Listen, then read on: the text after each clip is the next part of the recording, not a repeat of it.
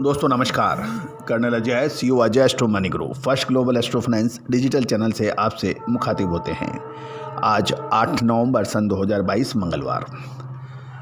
आज के इस एपिसोड में हम चर्चा करेंगे सोयाबीन का सबसे बड़ा आयातक देश चीन के सोयाबीन के आयात पर एक विशेष खबर। जानिए पूरी रिपोर्ट विस्तार से।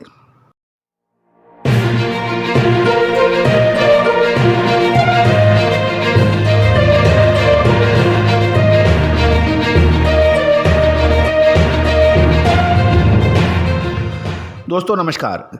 अजय एस्ट्रो मनी गुरु देश का पहला चैनल जो 42 कमोडिटीज़ पर आपको लगातार अपडेट विश्लेषण देता है, देश दुनिया की खबर से आपको रूबरू कराता है।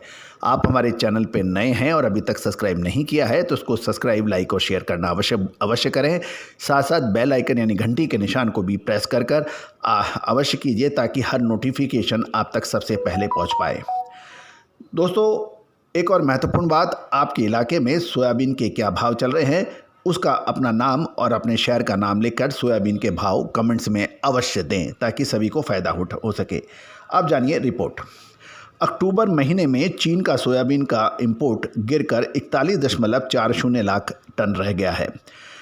चीन के कस्टम विभाग द्वारा एक सूचना के अनुसार एक वर्ष पूर्व अक्टूबर महीने में जो सोयाबीन का आयात किया गया था ये उससे 19% नीचा बताया जा रहा है, यानी 19% कम बताया जा रहा है। सोयाबीन के आयात में कमी का प्रमुख कारण अंतर्राष्ट्रीय बाजारों में तुलनात्मक रूप से भाव ऊंचा तथा पेराई के मांग की अपेक्षाकृत कमज़ोर बने रहने के कारण आयात में गिरावट आई। साथ साथ सोयाबीन के का जो उत्पादन है, साथ साथ लॉकडाउन यानी कोविड-19 का जो लॉकडाउन है चीन में अभी था। जनरल एडमिनिस्ट्रेशन ऑफ कस्टम विभाग चीन ने अपने लेटेस्ट जो डाटा दिए हैं उसके अनुसार नवीनतम आयात को मिलाकर वर्तमान सीजन के आरंभ में 10 महीनों में चीन के प्रमुख तिलहन की कुल 7,318 करोड़ टन मात्रा का आयात किया था। एक वर्ष पूर्व की यदि हम तुलनात्मक अध्ययन करें तो तिलहन का नवीनतम आयात से ये पिछले साल के मुताबिक 7.4% नीचा है। कुछ कारोबारियों से बात करने पर और कुछ ग्राउंड रियलिटीज़ को देखें तो आयात में ज़बरदस्त गिरावट आई है और नवीनतम आंकड़ा अक्टूबर साल 2014 में 41 लाख टन के आयात के नज़दीक है, यानी साल 2014 के बराबर आया। जबकि उसके बाद में चीन की जनसंख्या भी बढ़ी, रिक्वायरमेंट भी बढ़ी, लेकिन उसके बावजूद भी चीन सोयाबीन का आयात नहीं कर पाया। साथ साथ ये भी इसका प्रमुख वजह है कि तुलनात्मक रूप देखें, कंपैरेटिवली देखें तो कीमत ऊंची है, मांग कम है। गर्मियों में सोयाबीन की खरीद का रुख प्रभावित हुआ, लेकिन इस स्थिति के फलस्वरूप चीन की आपूर्ति की तुलना में सोयाबीन का स्टॉक काफ़ी नीचा हो गया है। और अब जब स्टॉक काफ़ी नीचा हुआ है तो चीन को सोयाबीन खरीदना ही पड़ेगा। पिछले कुछ समय से सोया मील की हाजिर कीमतों ने भी तेज़ी का रिकॉर्ड बना दिया है और पिछले सप्ताह सिचुआन जैसे शीर्ष सूअर पालने वाले राज्यों में सोया मील की कीमत शानदार इजाफा हुआ और ये 5,850 युआन जो लगभग $810.78 प्रति टन पर पहुंच गई है।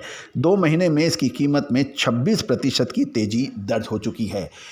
यानी ये एक महत्वपूर्ण खबर है कि चीन का सोयाबीन का स्टॉक न्यूनतम स्तर पर पहुंच गया है, क्योंकि साल जो चीन ने सोयाबीन का इंपोर्ट किया है वो साल 2014 के इंपोर्ट के बराबर है। जबकि लगातार जनसंख्या में वृद्धि, रिक्वायरमेंट या डिमांड में वृद्धि हुई है।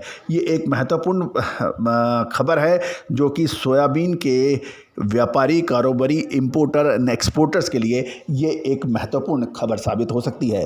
दोस्तों आपको याद होगा 15 सितंबर के बाद हमने ऑयल सीड्स में ज़बरदस्त तेज़ी की बात कही थी जो कि सत्य साबित हुई। पिछले लगभग 40-42 दिन में चाहे वो सरसों हो, सोयाबीन हो या फिर सनफ्लावर हो यानी सूरजमुखी, साथ साथ पाम ऑयल, इन सभी में एक तरफा ज़बरदस्त तेज़ी दर्ज हुई। हमारा अनुमान सही साबित हुआ। अगले 2 महीने बहुत महत्वपूर्ण होंगे।